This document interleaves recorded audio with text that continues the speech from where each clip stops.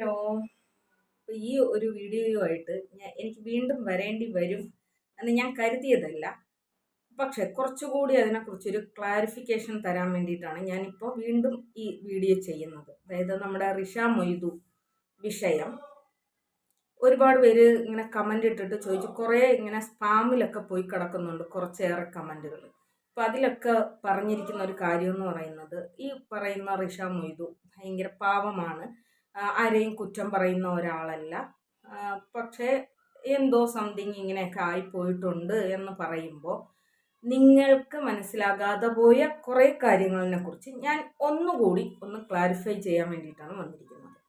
എടാ, റിഷ മൊയ്തു എന്ന് പറയുന്ന സ്ത്രീയെ പോലെ തന്നെ ഈ ലോകത്ത് ഒരുപാട് സ്ത്രീകൾ കഷ്ടപ്പെടുന്നവരുണ്ട്. പക്ഷെ ഇവരുടെ വിഷയം വരുമ്പോൾ നമ്മൾ സംസാരിക്കുന്നത് എന്തുകൊണ്ടാണെന്നറിയാമോ? ഇവരുടെ വിഷയം പൊതുവിലാണ് വന്നിരിക്കുന്നത്. ഈ പൊതുവിൽ വരുമ്പോൾ നമ്മൾ അതിനെക്കുറിച്ച് സംസാരം ആക്കും. ഇവിടെ അവർക്ക് 6 കുട്ടികളുണ്ട്, അവർക്ക് ഒരു ആരോഗ്യവാനായ ഒരു ഹസ്ബൻഡുണ്ട്, അവരും എന്തൊക്കെയോ ബിസിനസ്സൊക്കെ ചെയ്യുന്ന ഒരു ആരോഗ്യമുള്ള ഒരു സ്ത്രീയാണ്. പക്ഷേ അൺഫോർച്ചുനേറ്റ്ലി ഇവരുടെ വീട് ജപ്തി ചെയ്യപ്പെടുകയാണ്. ഈ വീട് ജപ്തി ചെയ്യുമ്പോൾ ഇവര് ജപ്തി ചെയ്യാൻ വേണ്ടിയിട്ട് വിട്ടുകൊടുക്കുകയല്ല ചെയ്തത്, പകരം ആ വീട് വിൽക്കുകയാണ് ചെയ്തത്. ആ വീട് വിൽക്കുക എന്ന് പറഞ്ഞു കഴിഞ്ഞാൽ, ജപ്തിക്ക് അവർ വിട്ടുകൊടുത്താൽ മറ്റു മനുഷ്യരുടെ കയ്യിൽ നിന്ന് ഇവർ കുറച്ച് പൈസകൾ വാങ്ങിച്ചിട്ടുണ്ട്, അപ്പോൾ അവരുടെയും കൂടി കടങ്ങൾ തീരുമല്ലോ എന്ന് പറഞ്ഞിട്ടാണ് ഇവർ വീട് വിൽക്കുന്നത്. എങ്ങനെയായാലും നമ്മളൊരു വീട് വിൽക്കുമ്പോൾ നമുക്കുള്ള കടത്തിനേക്കാൾ കൂടുതൽ എമൗണ്ടിനെ നമ്മളത് വിൽക്കാൻ വേണ്ടിയിട്ട് ശ്രമിക്കുകയുള്ളൂ. എന്തായാലും അവർ പറഞ്ഞു തീരുന്നതിന് മുമ്പ് ജപ്തി എന്ന് കേൾക്കുന്ന പാടെ ആ വീട് അവർ വിറ്റിട്ടുണ്ട് ഉണ്ടല്ലോ. ഇനി ഈ വീട് വിറ്റ് അവർ കടവും തീർത്ത് അവരുടെ കയ്യിൽ ഒന്നുമില്ലാത്ത ഒരു അവസ്ഥയിൽ നിൽക്കുമ്പോഴാണ് അവർ പറയുന്ന, കഴിഞ്ഞ നോമ്പിൻ്റെയൊക്കെ സമയത്താണ് ഈ സംഭവം നടക്കുന്നത്. അവർ പറയുന്നത്, ഞങ്ങൾക്ക് ഈ വീട് വിട്ട് ഇറങ്ങിക്കൊടുത്തേ പറ്റൂ, വീട് വിറ്റു പോയിട്ടുണ്ട്, അപ്പം ഞങ്ങൾ വീട് വിട്ട് ഇറങ്ങിക്കൊടുക്കണം. അന്ന് ഒരുപാട് പേര് ഇവരെക്കുറിച്ച് സംസാരിച്ച ഒരു കാര്യം എന്ന് പറയുന്നത്, നിങ്ങൾക്ക് വാടക വീട്ടിൽ പൊക്കൂടെ, നിങ്ങൾക്ക് ഹസ്ബൻഡ് ഉണ്ടല്ലോ, നിങ്ങൾക്ക് നല്ല ആരോഗ്യമുണ്ടല്ലോ, നിങ്ങൾക്ക് എന്തുകൊണ്ട് വാടക വീട്ടിൽ പോകാൻ സാധിക്കുന്നില്ല എന്ന് ചോദിച്ചപ്പോൾ അന്ന് അവർ പറഞ്ഞ ഒരു കാര്യമുണ്ട്, അവരുടെ കയ്യിൽ സാമ്പത്തികമില്ല എന്നുള്ള ഒരു കാര്യം പറഞ്ഞിട്ടുണ്ട്. അത് മാത്രമല്ല, പെട്ടെന്ന് ഈ ഒരു അവസ്ഥയിൽ ഇറങ്ങിക്കൊടുക്കാൻ എനിക്ക് നിർവാഹമില്ല, ഞാൻ തെരുവിലേക്ക് ഇറങ്ങും, എനിക്ക് തെരുവിലേക്ക് ഈ മക്കളെയും കൊണ്ട് ഇറങ്ങേണ്ടി വരും. അന്ന് കുറേ അധികം ആളുകൾ ഇതിനെക്കുറിച്ച് ചർച്ച ചെയ്തതാണ്. ഇത് സിലു ഏറ്റെടുക്കാനുള്ള റീസൺ എന്താണെന്നറിയാമോ? മക്കൾ ഒരുപാട് പേര് ഉണ്ട് എന്ന ഒറ്റ കാരണം കൊണ്ടാണ്. അതായത് സിലുവിനും അറിയാം, കുറേ മക്കളൊക്കെ ഉള്ള ഒരാൾ പെട്ടെന്ന് ഇങ്ങനെ കരഞ്ഞു നിലവിളിച്ച് രംഗത്തേക്ക് വരുമ്പോൾ വലിയ വിഷമതയാണ് സമൂഹത്തിന് തോന്നുന്നത്. സിലുവിനും ആ ഒരു വിഷമത തോന്നി സിലു ഈ കാര്യത്തിൽ ഇടപെട്ടു. സിലു ഈ കാര്യത്തിൽ ഇടപെട്ട് കഴിഞ്ഞതിന് ശേഷം ഇതിനെക്കുറിച്ച് നെഗറ്റീവ് കമൻറ്റുകൾ ഒരുപാട് സിലുവിൻ്റെ വീഡിയോയ്ക്ക് താഴെയും മറ്റ് ഇതിനെക്കുറിച്ച് പറഞ്ഞ ആൾക്കാരുടെ വീഡിയോയ്ക്ക് താഴെയൊക്കെ ആയിട്ട് കമൻറ്റുകൾ പോയപ്പോൾ സിലു ഇതിനെക്കുറിച്ച് കുറച്ചുകൂടി ഗവേഷണം നടത്തി നോക്കിയിട്ടുണ്ടാകാം. അപ്പോൾ സിലു തന്നെ അവരുടെ വീഡിയോയിൽ പറയുന്ന ഒരു കാര്യമുണ്ട്, ഒരുപാട് പേര് വിളിച്ചിട്ട് ഇവർക്ക് ഭർത്താവുണ്ടല്ലോ എന്ന കാര്യമാണ് സംസാരിക്കുന്നത്. അപ്പോൾ എങ്ങനെയായിരുന്നാലും അതൊരു അർഹതയില്ലാത്ത ആൾക്കാണോ ആ ക്യാഷ് ഞാൻ ശേഖരിക്കുന്നത് എന്ന ഒരു തോന്നൽ അവർക്കും ഉണ്ടായിരിക്കാം. അപ്പോൾ ഒരുപാട് പേര് വിളിച്ച് ചോദിച്ചിട്ടൊക്കെയാണ് അവരിൽ നിന്നൊക്കെയാണ് ക്യാഷ് കളക്ട് ചെയ്യേണ്ടതായിട്ട് വന്നത്. അതായത് ഇതൊരു ജെന്യുവൻ കേസാണ് എന്ന് ആർക്കും തോന്നുന്നില്ല, ഒരു ആഡംബരത്തിന് വേണ്ടിയിട്ട്. അതായത് ഇവരുടെ മുമ്പത്തെ വീഡിയോസ് കണ്ടിട്ടുള്ള ആൾക്കാർക്കറിയാം, ഇവർ വീട് ബാങ്കിൽ ഈട് വെക്കുന്നത് മറ്റൊരു കാര്യത്തിന് വേണ്ടിയിട്ടാണ്. ഇവരുടെ ഹസ്ബൻഡ് ഗൾഫിൽ പോകാനോ അങ്ങനെ എന്തോ ഒരു സംതിങ് കാര്യമായിട്ട് ബന്ധപ്പെട്ടിട്ടാണ് ഇവർ വീട് ലോണ് വെക്കുന്നത് തന്നെ. കുറേ നാളുകൾ കഴിഞ്ഞ് ഇവർ ആ ബുക്കും പേപ്പറും ഒക്കെ കൊണ്ട് അങ്ങോട്ടും ഇങ്ങോട്ടും നടക്കുന്നു, ട്രെയിനിൽ കയറി യാത്ര ചെയ്യുന്നു, അങ്ങനെയുള്ള കുറേ അധികം വീഡിയോകൾ കൊണ്ടുവന്നതിന് ശേഷം ഈ വീട് ജപ്തി ചെയ്ത് ഇവർ വിറ്റതിന് ശേഷമാണ് പറയുന്നത്, കുഞ്ഞിന് സുഖമില്ലാത്തത് കൊണ്ടാണ് ആ വീട് ലോണ് വെച്ചത്. അപ്പോൾ അവിടെ തന്നെ ഡബിൾ ഒരു കൺഫ്യൂഷൻ ഉണ്ടായിട്ടുണ്ട്. ഇനി ഇതൊന്നും അല്ല ഞാൻ പറയാനായിട്ട് വരുന്നത്, ഇതിനെക്കുറിച്ച് കുറച്ചുകൂടി വിശദമായിട്ട് നിങ്ങൾക്ക് പറഞ്ഞു തരാൻ വേണ്ടിയിട്ടാണ് ഞാൻ വന്നിരിക്കുന്നത്. അപ്പോൾ അന്ന് അവര് ആ വീട് വിട്ട് ഇറങ്ങുമ്പോൾ വൈമുഖ്യത കാണിച്ചത്, അവരുടെ കയ്യിൽ ക്യാഷ് ഒന്നുമില്ല, അവർക്ക് വാടക വീട്ടിൽ താമസിക്കാനുള്ള ഒരു കെൽപ്പില്ല, അവർക്ക് വാടക വീട്ടിൽ താമസിക്കാൻ അവർക്ക് ധൈര്യമില്ല എന്നുള്ള ഒരു കാരണമായിരുന്നു അവരന്ന് പറഞ്ഞിരുന്നത്. അങ്ങനെ ഇവർക്ക് വീട് വെക്കാൻ വേണ്ടിയിട്ട്, വീട് വാങ്ങാൻ വേണ്ടിയിട്ട് ഉള്ള പൈസ സിലു റെഡിയാക്കുമ്പോൾ ഒരു 10 ലക്ഷം ഒക്കെ ആയപ്പോൾ തന്നെ സിലു അത് ആ അക്കൗണ്ട് ബ്ലോക്ക് ചെയ്തു. ആ അക്കൗണ്ടിൽ ഇനി ആരും പൈസ ഇടേണ്ടതില്ല എന്നുള്ള ഒരു നിലപാടിലേക്ക് എത്തി. 10 ലക്ഷം രൂപയ്ക്ക് എവിടെയെങ്കിലും വീട് വാങ്ങാം എന്നുള്ള ഒരു കോൺസെപ്റ്റിലെത്തി. ആ 10 ലക്ഷം രൂപയ്ക്ക് വീട് വാങ്ങാനായിട്ട് ശ്രമിക്കുമ്പോഴാണ് ഇവർ മറ്റൊരു വീട് കാണിക്കുന്നത്. നമുക്ക് ശരിക്കും നമ്മൾ മറ്റൊരാളോട് സഹായം ചോദിക്കുമ്പോൾ ഞാൻ ആഗ്രഹിക്കുന്നത് എനിക്ക് വേണം എന്ന് പറയാൻ പറ്റില്ല. നമ്മുടെ ആവശ്യം നമുക്ക് അവിടെ പറയാം, പക്ഷെ അത് തന്നെ നമുക്ക് കിട്ടണമെന്ന് നമുക്ക് നിർബന്ധം പിടിച്ചിട്ട് കാര്യമില്ല. അപ്പോൾ സിലുവിന് തന്നെ തോന്നി ആ പൈസ കുട്ടികളുടെ പേരിൽ ബാങ്കിലിടാമെന്ന്. അന്ന് ഇവർ പറഞ്ഞിരുന്ന കാര്യം എന്ന് പറയുന്നത് എനിക്ക് വാടക വീട്ടിലേക്ക് പോകാൻ ധൈര്യമില്ല എന്നാണ് പറഞ്ഞിരുന്നത്. ഒരു കാര്യം കൂടി ഞാൻ നിങ്ങളോട് പറയാൻ വേണ്ടിയിട്ട് ആഗ്രഹിക്കുന്നു. ഇവരുടെ വീഡിയോസ് എന്ന് പറയുന്നത് തരക്കേടില്ലാത്ത റീച്ചുള്ള ഒരു ചാനലാണ്. അവരേതൊരു വീഡിയോ ഇട്ടാലും കുഴപ്പമില്ലാത്ത വ്യൂവേഴ്സ് അതിൽ കാണുന്നുണ്ട്. ഇനി നമ്മൾ എത്ര വ്യൂവേഴ്സ് അതിൽ കാണിക്കുന്നു, അതിൽ കുറച്ച് ഇൻകം മാത്രമേ കിട്ടൂ എന്നൊക്കെ പറഞ്ഞാലും നിങ്ങൾ എൻ്റെ ചാനൽ നോക്കുക. എൻ്റെ ചാനലിലെ എൻ്റെ വ്യൂവേഴ്സിൻ്റെ എണ്ണം നിങ്ങളൊന്ന് എടുക്കുക. എനിക്ക് 3 മാസം കൂടുമ്പോൾ ഇൻകം കിട്ടാറുണ്ട്. $100 എനിക്ക് തികയ്ക്കാൻ വേണ്ടിയിട്ട് വെറും 3 മാസത്തിൻ്റെ ആവശ്യം വരുന്നുള്ളൂ. അപ്പോൾ നിങ്ങൾ ചിന്തിക്കുക, ഇവരുടെ വ്യൂവേഴ്സിനെ നിങ്ങളൊന്ന് നോക്കുക. ആവശ്യത്തിനുള്ള ഒരു കുടുംബത്തിന് ജീവിക്കാൻ ആവശ്യമുള്ള ഒരു വരുമാനം അവരുടെ ചാനൽ വഴിയും അവർക്ക് കിട്ടും. അന്നും കിട്ടുന്നുണ്ടായിരുന്നു, അതും ഞങ്ങൾ സംസാരിച്ചതാണ്. ഇത് സിലുവിനും അറിയാം, കാരണം സിലുവും ഒരു ചാനൽ നടത്തുന്ന ആളാണല്ലോ. അപ്പോൾ ഒരു ചാനലിൽ നിന്ന് നമ്മൾ ഇടുന്ന വീഡിയോസിന് നമുക്ക് എത്ര ഇൻകം കിട്ടും എന്നുള്ളതിനെക്കുറിച്ച് സിലുവിനും അതറിയാൻ വേണ്ടിയിട്ട് പറ്റും.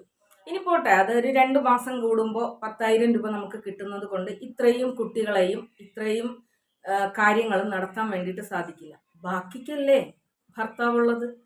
എങ്ങനെ പോയാലും ഒരു ദിവസം നമ്മളൊരു 600 രൂപയ്ക്കെങ്കിലും പണിയെടുക്കാൻ ഒരാണിനെ കൊണ്ട് സാധിക്കില്ലേ? അപ്പോൾ സ്വാഭാവികമാണ് നമ്മൾ ചോദിച്ചു പോകും. എല്ലാ സൗകര്യങ്ങളും ഉണ്ടായിട്ടും ഒരു ക്രൗഡിൽ നിന്ന് ഇത്തരത്തിൽ ഇല്ലായ്മ പറഞ്ഞ് പണപ്പിരിവ് എന്തിന് നടത്തി എന്നുള്ളത് സ്വാഭാവികമാണ്. ഇപ്പോൾ പ്രസന്റിൽ വന്നിരിക്കുന്ന വിഷയം എന്ന് പറയുന്നത് ആ വീട്ടിൻ്റെ സെപ്റ്റിക് ടാങ്കുകൾക്ക് വലിപ്പക്കുറവുണ്ട്. ഇവർ മെമ്പേഴ്സ് ഒരുപാടുണ്ട്. അന്നും നിങ്ങൾ അന്നത്തെ വീഡിയോയും എടുത്തൊന്ന് ചെക്ക് ചെയ്ത് നോക്ക്. അന്നും അവർ പറഞ്ഞത് ഞങ്ങൾക്ക് ഇവിടെ വാടക വീട് കിട്ടും, പക്ഷെ ചെറിയ വീട് മാത്രമേ കിട്ടുകയുള്ളൂ. ചെറിയ വീട്ടിൽ ഒന്നിൽ ഉമ്മ കിടക്കും, ഒന്നിൽ മക്കൾ കിടക്കും, ഞങ്ങൾക്ക് കിടക്കാൻ സ്ഥലമില്ല.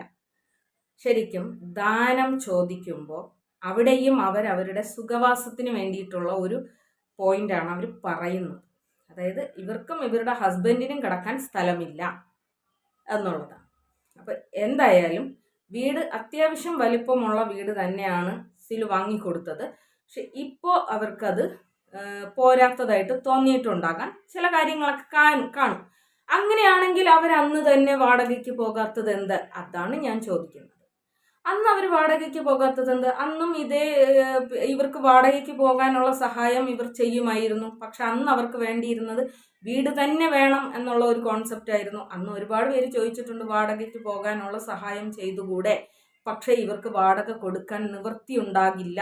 ഇവരുടെ ഹസ്ബൻഡ് എന്തോ കൂലിപ്പണിയാണ് എടുക്കുന്നത്, മക്കളുടെ കാര്യവും എല്ലാം നോക്കിയിട്ട് വാടക കൊടുക്കാൻ ഞങ്ങൾക്ക് കഴിയില്ല എന്ന കാരണമാണ് അവർ പറഞ്ഞിരുന്നത്. നിങ്ങളൊന്നും കൂടി ചെന്ന് ചെക്ക് ചെയ്ത് നോക്കൂ അവരുടെ വീഡിയോസ്. ഇപ്പോൾ അവർക്ക് വാടക കൊടുക്കാൻ സാധിക്കുമോ?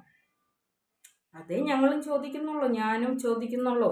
ഇപ്പോൾ അവർക്ക് വാടക കൊടുക്കാൻ സാധിക്കും. അതും ഇത്രയും നിസ്സാരമായ ഒരു കാരണം പറഞ്ഞുകൊണ്ട്, അതായത് സെപ്റ്റിക് ടാങ്ക് ക്ലീൻ ചെയ്യാൻ വേണ്ടിയിട്ട് വീട് മാറണം. ലോകത്ത് ഒരിടത്തും നടക്കുന്ന ആദ്യമായിരിക്കാം. അതായത് സെപ്റ്റിക് ടാങ്ക് ക്ലീൻ ചെയ്യാൻ വേണ്ടിയിട്ട് ഇവർ വാടക വീട്ടിലേക്ക് മാറുന്നു. ഈ വാടക വീട്ടിലേക്ക് മാറാൻ നമ്മളൊരു അഡ്വാൻസ് കൊടുക്കണം. വാടക വീട് കണ്ടെത്തി അതിന് നമ്മളൊരു അഡ്വാൻസ് കൊടുക്കണം. ചുരുങ്ങിയത് 25,000 രൂപയെങ്കിലും അഡ്വാൻസ് കൊടുക്കണ്ടേ? ഈ 25,000 രൂപ അഡ്വാൻസ്, പിന്നെ ഈ സാധനങ്ങളെല്ലാം അങ്ങോട്ട് മാറ്റുന്നതിന് എന്തായാലും ഒരു 10,000 രൂപ ചുരുങ്ങിയതാകും. അതും ഞാൻ കുറച്ചിട്ട് പറയാം, ഒരു 5,000 രൂപ നമുക്ക് എന്തായാലും വേണം. അവിടുത്തെ ലൈറ്റ് കാര്യങ്ങൾ, പിന്നെ നമ്മളൊരു പുതിയ വീട്ടിൽ പോകുമ്പോൾ എങ്ങനെയായിരുന്നാലും അവിടുത്തെ വേറൊരാൾ താമസിച്ച വീടാണല്ലോ നമുക്ക് കിട്ടുന്നത്. അപ്പം നമുക്ക് അനുയോജ്യമായ രീതിയിൽ അതിനെ മാറ്റി മറിച്ച് ഒക്കെ എടുക്കാൻ വേണ്ടിയിട്ട് നമുക്ക് എങ്ങനെ പോയാലും ഒരു 5,000 രൂപ അത്യാവശ്യമാണ്. അപ്പം 25ഉം 5ഉം 30 ഇത് കഴിഞ്ഞ് നമ്മൾ വാടക കൊടുക്കണം. അപ്പോൾ അന്ന് അവർ പറഞ്ഞത് കളവല്ലേ? അവർക്ക് വാടക കൊടുക്കാൻ പറ്റില്ല എന്നല്ലേ അവർ പറഞ്ഞത്? ഇപ്പോൾ 30,000 രൂപ വരെ ചിലവാക്കി ഒരു വീട് അവർ വാടകയ്ക്ക് എടുക്കാൻ വില്ലിങ് ആണ്. ആ 30,000ൻ്റെ പകുതി പൈസ ഇല്ലേടാ ആവുള്ളൂ സെപ്റ്റിക് ടാങ്ക് ക്ലിയർ ചെയ്യാൻ വേണ്ടിയിട്ടും, അല്ലെങ്കിൽ ഒരു വലിയ സെപ്റ്റിക് ടാങ്ക് നമുക്ക് അവിടെ ഫിക്സ് ചെയ്യണമെങ്കിലും ഈ പൈസ കൊണ്ട് നമുക്ക് സാധിക്കൂലേ? ഈ 25,000 രൂപ എന്ന് പറയുന്നത് ഞാൻ വളരെ ചെറിയ എമൗണ്ടാണ് പറഞ്ഞത്. ഞങ്ങളുടെ നാട്ടിലൊക്കെ അഡ്വാൻസ് കൊടുക്കണമെങ്കിൽ 50,000 രൂപ അഡ്വാൻസും 5,000 രൂപയിൽ കുറഞ്ഞിട്ടൊരു വീടുമില്ല. ഞങ്ങളുടെ ഭീമാപള്ളി ഏരിയയിൽ 50,000 രൂപ ചുരുങ്ങിയ അഡ്വാൻസാണ്. അപ്പോൾ ഞാൻ അതിൽ നിന്നും കുറച്ച് ആണ് പറഞ്ഞിരിക്കുന്നത്. അപ്പോൾ 30,000 രൂപ നമുക്ക് എങ്ങനെയായാലും വേണം. ഈ 30,000 രൂപയും പിന്നെ മാസാമാസമുള്ള വാടകയും കൊടുത്തുകൊണ്ട് അവർ വാടക വീട്ടിലേക്ക് പോകുന്നതിനേക്കാൾ എളുപ്പമല്ലേ ഇവർക്ക് ഈ വീട് കുറച്ചുകൂടി സൗകര്യമുള്ളതാക്കി മാറ്റാൻ വേണ്ടിയിട്ട്? ഇതൊരു ന്യായമായ ഒരു സംശയമാണ്. അപ്പോൾ ഇവരുടെ മക്കളെയും കൊണ്ട് മറ്റൊരിടത്തേക്ക് മാറാനും പോകാനും ഇടമില്ല എന്ന് അന്ന് പറഞ്ഞത് കളവല്ലേ എന്ന് മാത്രമേ ഞാൻ ചോദിക്കുന്നുള്ളൂ. അതായത് നമ്മൾ ഒരു ക്രൗഡിൽ നിന്നും പണശേഖരണം നടത്തുന്നു. ഈ ശേഖരണം നടത്തിയത് അർഹതപ്പെട്ടവർക്കാണോ? ശരിക്കും ഞാൻ ഇപ്പോഴും പറയുന്നുണ്ട്, ഈ റിഷ മൊയ്തു എന്ന സ്ത്രീക്ക് വേണ്ടിയിട്ട് സിലു സിൽഹ പിരിച്ചെടുത്ത തുക അത് അർഹതപ്പെട്ട പൈസയല്ല. കാരണം ഒരുപാട് പേരുടെ കഷ്ടപ്പാടിൻ്റെയും ഒരുപാട് പേര് ഈ കുട്ടികളെ കണ്ടിട്ടും ഒക്കെയാണ് ആ ഒരു ക്യാഷ് അയച്ചു കൊടുത്തിരിക്കുന്നത്. അപ്പോൾ ശരിക്കും ഇവരെക്കാൾ അർഹതയുള്ള മറ്റാരൊക്കെയോ നമ്മുടെ ഭൂമിയിൽ ഉണ്ട്. എന്നിട്ടും കളവുകൾ പറഞ്ഞും അവരുടെ സുഖവാസങ്ങൾക്ക് വേണ്ടിയിട്ടും കളവ് പറഞ്ഞ് തന്നെ പിരിച്ചെടുത്ത തുകയാണ് ഈ റിഷ മൊയ്തുവിൻ്റെ വീട് എന്നുള്ള കാര്യത്തിൽ ഒരു തർക്കവുമില്ല. ഇപ്പോഴും ഞാനതിൽ ഉറച്ചു തന്നെ നിൽക്കുന്നു. ഇനി ചിലപ്പോൾ ഒരുപാട് ആൾക്കാർ പറയും, നിങ്ങൾ എന്താണ് ഇങ്ങനെ നെഗറ്റീവ് പറയുന്നത്? നിങ്ങൾ എന്തുകൊണ്ട് എല്ലാവരെയും കുറിച്ച് ഇങ്ങനെ പിന്നെ എതിർത്ത് സംസാരിക്കുന്നു? നിങ്ങൾ ഇതിനെക്കുറിച്ചൊക്കെ ഇതൊക്കെയും അർഹതപ്പെടുന്ന ഒരുപാട് പേര് നമ്മുടെ ഭൂമിയിലുണ്ട്. കയറി കിടക്കാൻ ഒരു മാളമെങ്കിലും കിട്ടിയാൽ മതി എന്ന് കരുതുന്ന തെരുവോരങ്ങളിൽ അന്തി ഉറങ്ങുന്ന ആളുകളുണ്ട്. ഒരു നേരത്തെ ആഹാരമെങ്കിലും മതി ഞങ്ങൾക്ക് ജീവിക്കാൻ എന്ന് ആഗ്രഹിക്കുന്ന മനുഷ്യരുണ്ട് നമ്മുടെ ഇടയിൽ. മരുന്ന് വാങ്ങാൻ കഴിയാതെ മരണപ്പെട്ടു പോകുന്ന, മരുന്ന് വാങ്ങാനുള്ള ക്യാഷ് തികയാതെ അങ്ങനെ മരണപ്പെട്ടു പോകുന്ന ഒരുപാട് മനുഷ്യരുണ്ട് നമ്മുടെ ഇടയിൽ. മാതാപിതാക്കൾ നഷ്ടപ്പെട്ടു പോയതിൻ്റെ പേരിൽ മാത്രം പഠനം പകുതിക്ക് വെച്ച് നിർത്തി അവിടെയും ഇവിടെയും ജോലിക്ക് പോകുന്ന ഒരുപാട് അനാഥ ബാല്യങ്ങളുണ്ട് നമ്മളുടെ ഇടയിൽ. ശരിക്കും അവരൊക്കെയും നമ്മുടെ സംരക്ഷണം അർഹിക്കുന്നവരാണ്. മക്കളാൽ ഉപേക്ഷിക്കപ്പെട്ടു പോയ വാർദ്ധക്യ ജീവിതങ്ങളുണ്ട് നമ്മുടെ ഇടയിൽ.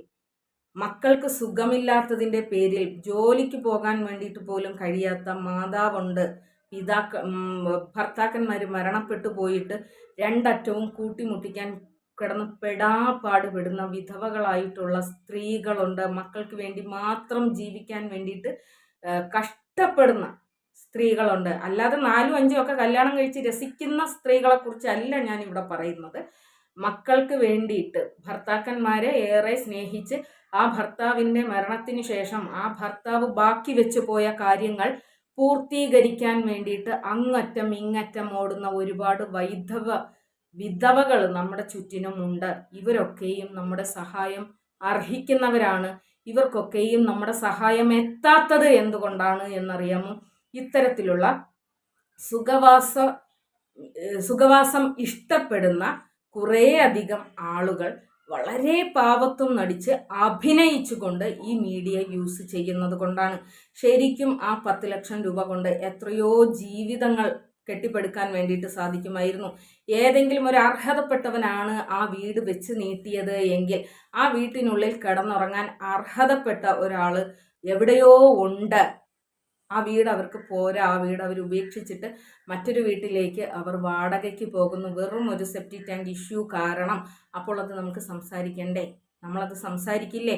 ഇനിയും ഇവരെ പോലെ ഒരുപാട് പേർ പമ്മിയിരിക്കുന്നുണ്ട്. ഇനിയും ഇതുപോലെ ഒരുപാട് സ്ത്രീകൾ സുഖലോലുപതരായി ജീവിക്കാൻ വേണ്ടിയിട്ട് സ്വന്തം മക്കളെ വരെ മുന്നിൽ കാണിച്ചുകൊണ്ട്, എടാ നമുക്കറിയില്ലേ നമ്മുടെ മക്കളെ നമുക്ക് എത്രത്തോളം വളർത്താൻ സാധിക്കും. ഇപ്പൊ സിലു അതിലൊരു കാര്യം പറയുന്നുണ്ട്. അതായത് ഋഷയുടെ പിന്നെ കുടുംബജീവിതത്തിൽ ഋഷയ്ക്ക് പുറത്തു പറയാൻ കഴിയാത്ത ഒരുപാട് കാര്യങ്ങളുണ്ട്. അതിൽ നിന്നൊക്കെ ഋഷ എപ്പോഴെങ്കിലും വിടുതൽ നേടിയാൽ മാത്രമേ സ്വാതന്ത്ര്യം കിട്ടുകയുള്ളൂ. ഈ ഒരു പ്രശ്നങ്ങളിൽ നിന്നും അവർക്ക് മൂവ് ചെയ്യാനായിട്ട് സാധിക്കുകയുള്ളൂ എന്ന് പറയുമ്പോൾ നമുക്കറിയില്ലേടോ നമുക്ക് എത്ര കുട്ടികളെ പോറ്റാൻ സാധിക്കുമെന്നുള്ളത്. നമ്മുടെ സ്വാർത്ഥതയ്ക്ക് വേണ്ടിയിട്ടായാലും നമ്മൾ കുറേ അധികം കുട്ടികളെ നമ്മൾ പിന്നെ പ്രസവിച്ചു എങ്കിൽ നമ്മൾ അവരെ നോക്കാൻ വില്ലിങ് ആവണം. നമ്മുടെ ആരോഗ്യവും നമ്മുടെ കഴിവുമൊക്കെ നമ്മുടെ മക്കൾക്ക് വേണ്ടിയിട്ട് ചെലവാക്കാൻ നമ്മൾ വില്ലിങ് ആകണം. അല്ല എങ്കിൽ എന്ത് ചെയ്യണം? നമുക്ക് ഇത്ര കുട്ടികളെയേ നമുക്ക് നോക്കാൻ സാധിക്കൂ. അപ്പോൾ അവിടെ വെച്ചിട്ട് നമ്മൾ എന്ത് ചെയ്യണം? പ്രസവം നിർത്തണം. ഇത് കുറേ കുട്ടികളായതിനു ശേഷം കുട്ടികളെ മുന്നിൽ കാണിച്ചുകൊണ്ട് എനിക്ക് ഒരുപാട് കുട്ടികളുണ്ട്, എനിക്കിവരെ നോക്കാൻ കഴിയില്ല എന്ന് പറയുന്ന മാതാപിതാക്കളെ കാണുമ്പോൾ മക്കൾക്ക് വേണ്ടി കഷ്ടപ്പെടുന്ന, മക്കൾക്ക് വേണ്ടി ജീവിതം തന്നെ ത്യജിച്ച് മറ്റൊരു കല്യാണം പോലും കഴിക്കാതെ മക്കൾക്ക് വേണ്ടിയിട്ട് ജീവിക്കുന്ന എത്രയോ സ്ത്രീകൾ ഈ ലോകത്തുണ്ടാകുമ്പോൾ ഇവരൊക്കെ എന്തോ വലിയ പുണ്യം ചെയ്തതുപോലെ നിന്ന് വിലസുന്നത് കാണുമ്പോൾ പറയാതിരിക്കാൻ സാധിക്കുന്നില്ല. അതുകൊണ്ട് മാത്രം പറയുന്നതാണ്, ക്ഷമിക്കൂ.